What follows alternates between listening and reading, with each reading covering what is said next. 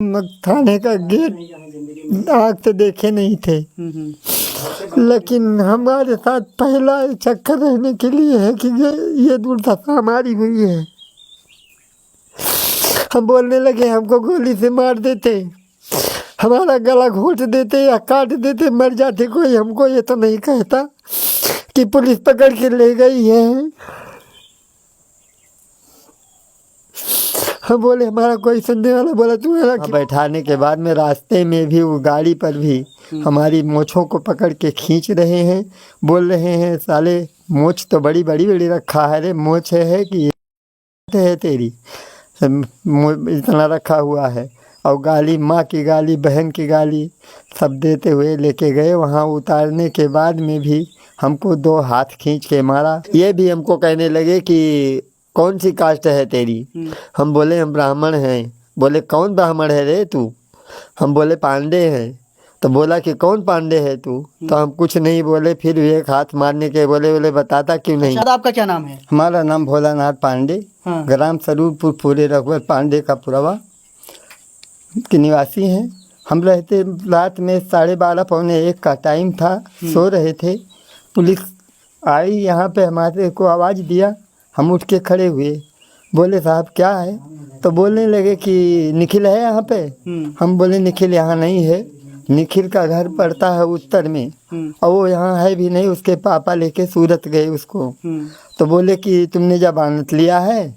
हम बोले कि नहीं हमने नहीं लिया। बोले कौन लिया है? हम कहे हमको मालूम नहीं कौन लिया है।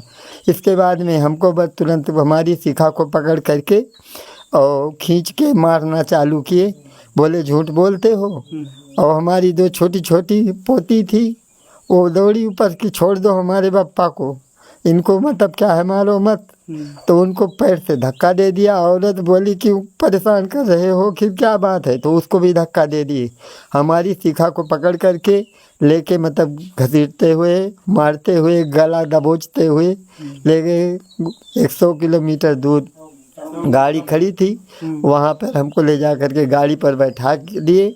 और वहाँ बैठाने के बाद में रास्ते में भी वो गाड़ी पर भी हमारी मोछों को पकड़ के खींच रहे हैं, बोल रहे हैं साले मोछ तो बड़ी बड़ी बड़ी रखा है रे, मोछ है कि ये झांट है तेरी, इतना रखा हुआ है।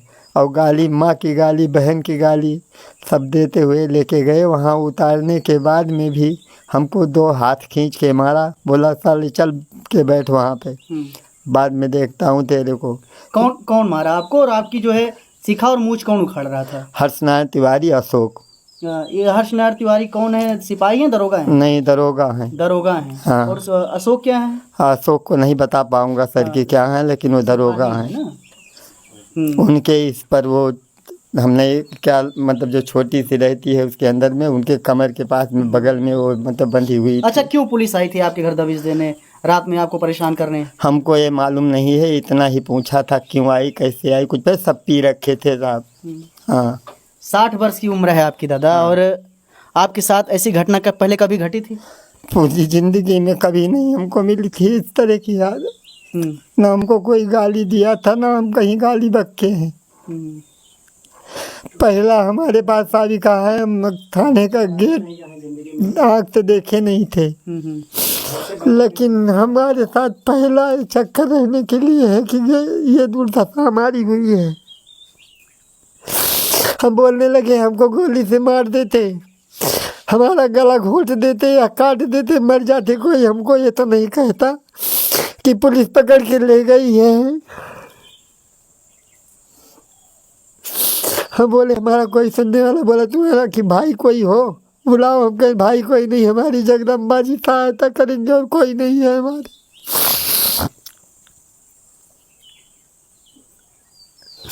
कोई कुछ सुनता नहीं था। हम बोले किसी से पूछ लो कि हमारी क्या है, बोले कुछ नहीं, चलो अभी पूछता हूँ।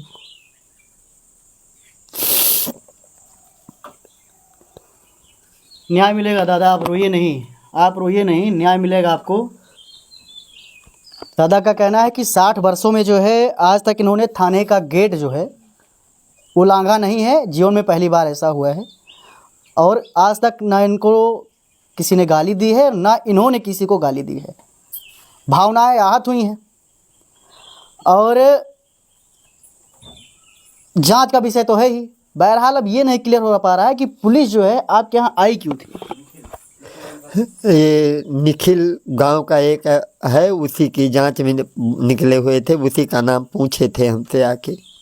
हाँ, ये भी हमको कहने लगे कि कौन सी कास्ट है तेरी। हम बोले हम ब्राह्मण हैं। बोले कौन ब्राह्मण है रे तू। हम बोले पांडे हैं। तो बोला कि कौन पांडे है तू। तो हम कुछ नहीं बोले, फिर भी एक हाथ मारने के बोले बताता क्यों नहीं। अच्छा, आपके साथ मारपीट भी की है? हाँ। चोट आई है कहीं आपको? गले पर खरोच था, यहाँ सूजन आई एक बार थी। ये भी दिखा दो। ये अच्छा, ये चोट लगी है आपको? ये नाखून उन्हीं का लगा है। ये उन्हीं का नाखून लगा था। अरे उस दिन डॉक्टरी भी इनकी हुई है। कौन है आप? इधर आइए। आप कौन है? 500 मीटर दूर वहाँ पर घर बना के क्या नाम रहते है हैं। आपका? मेरा नाम दीनानाथ। आप साथ में थे इनके? नहीं, हम 500 मीटर दूर है गांव से बाहर हमारा घर। जब आप आ रहे थे जब आप वहाँ से लेके आए थाने से इनको, जी, फिर क्या देखे? वहीं पर देखा था, पहले ही मारपीट हुई है, इनका चोटी वोटी ये सब सूजन वूजन थी। तब फिर ले गए वहाँ इनायत नगर में सरकारी दवाखाने में, वहाँ पर करवाया इनका दवा लेकर, फिर आए वहाँ से दिखा करके। डॉक्टर से बोले, इनकी डॉक्टरी रिपोर्ट भी बनाई है उन्होंने, डॉक्टर साहब ने कहाँ कहाँ चोट लगी है, कैसे है। जी, वही मेडिकल हो गया इनका? जी, वही मेडिकल भी हुआ है। क्या मांग करते हैं शासन प्रशासन से? प्रशासन से ही मांग करते हैं कि इनको न्याय मिलना चाहिए। क्या मांग करते हैं शासन प्रशासन से? हमारे साथ योगी जी कहते हैं बहुत अच्छा काम कर रही है पुलिस। नहीं, ये नहीं है। आज हमारे साथ हुआ, कल कुछ ही दूसरे भाई के साथ होगा, हमारे बच्चों के साथ होगा, कोई और गरीब इंसान होगा उसके साथ होगा। ये कोई न्याय है? ये किसी के साथ दुर्दशा नहीं होने के लिए वो जो हमारे साथ घटी हुई, अब जब तक जीवन रहे तब तक दोबारा हमारे ज़िंदगी में ये हालत नहीं आए हमारे पास में। और कोई हमारा भाई गरीब हो उसकी भी दुर्दशा नहीं होए। क्या मांग है आपकी? क्या होना चाहिए ऐसे लोगों के साथ में? ऐसे लोगों के साथ में उनकी हाथ जोड़ के विनती यही है कि उनकी नौकरी ही साफ कर दे। मतलब क्या, सरकार तो अच्छी है। यहाँ पे कोई गांव का है? यहाँ पे गांव का है? कौन है? ये कैसा स्वभाव है इनका, दादा का? देखिए, इनका पूरा जीवन बेदाग है और ये गांव के बहुत ही सामाजिक व्यक्ति हैं। हर किसी के सुख दुख में पहुंचते हैं और ये सबकी मदद करते हैं। 60 साल में कोई पुलिस केस ऐसा? ना, ऐसा कोई इनके साथ ऐसा ना कोई केस हुआ है, ना इनका किसी के साथ कभी लड़ाई झगड़े की तो बातें छोड़ दीजिए। ये हमेशा कोई दुख में रहता है तो उसकी सेवा के लिए हमेशा तत्पर रहते हैं और बहुत ही सज्जन व्यक्ति हैं, निहायत सीधे। ये पूरे ग्राम सभा के मान के चलिए। कितना वोट है यहाँ पे? यहाँ पे 1157 लगभग वोटर हैं। 1157 जी, और प्रधान जी भी वहाँ पे उपस्थित थे मौके पे। कल जब 1 तारीख को सुबह प्रधान जी भी थे, जिला पंचायत सदस्य श्री अंकित पांडे जी भी थे। और प्रधान जी पूरी मजबूती के साथ बोले कि यदि ये बेदाग छवि के आदमी हैं, अगर इनके ऊपर कोई एक आरोप भी सिद्ध कर दे या कुछ बता दे, मैं इसी समय इस्तीफा दे दूंगा। यशो साहब से बोले। फिलहाल यशो साहब ने तुरंत इस पर। यशो साहब कौन है?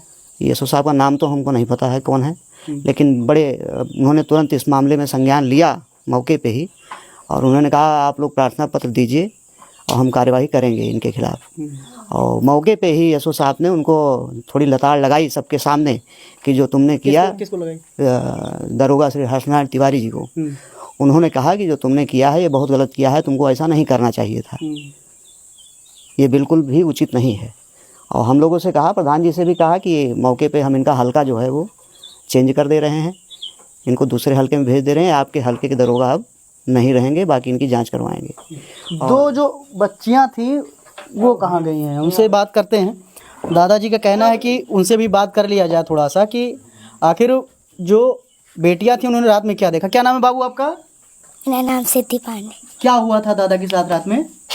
सर रात में 12-1 बजे आए सर, हमारे बाबा सोते थे, यहीं पे हाथ डाल के सर उनको यहाँ पकड़ के सर गिराते हुए वहाँ ले गए। फिर हम बोले पापा की कोई गलती नहीं है, छोड़ दो। तो सर हम उनका पैर पकड़ने की कोशिश किया पर हमको धक्का दे दे, यहाँ पे पटक दिया। पर अम्मा भी गई पर इनको भी एक हाथ मारे। रो नहीं यार, आराम से बोलो, आराम से, रोना नहीं, आराम से बोलो। हम बोले मेरे पापा की गलती नहीं, इनको बहुत मारे। यहाँ से वहाँ गाड़ी खरीदी, वहाँ तक इसको खींचते हुए लेकर गए।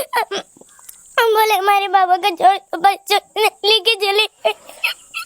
रात में कितने बजे आए थे? 12-1 बजे गरीब थे। यस सर, आप दादा के साथ सो रहे हैं? Yes sir. दारू को जो हमको गाड़ी पर बैठाए हैं और हमको अपने नज़दीक घसीटे हैं, तो बदबू आ रही थी। लेकिन वैसा साधारण कोई आदमी होता तो हम बोलते हमसे दूर चले जाओ, लेकिन अब वो अधिकारी हैं, उनके सामने मैं कैसे दूर, क्या कर सकता हूँ, मजबूरी बस बैठना पड़ा। और उससे मैं बहुत दूर, हमको कोई हम 10,000 यशो साहब के सामने मैं बोला कि अगर हमको 10,000 रुपये देता कि बीच में बैठ जाओ तभी नहीं, लेकिन आप अधिकारी हैं, मजबूरी हमको बैठाई थी कि अगर कहेंगे हम यहाँ से हटेंगे तो हमको मारेंगे। कौन कौन था जो दारू पिया था? और हर्षनारायण तिवारी अशोक जो साथ में दरोगा साहब दारू पिए थे? दरोगा साहब पिए थे।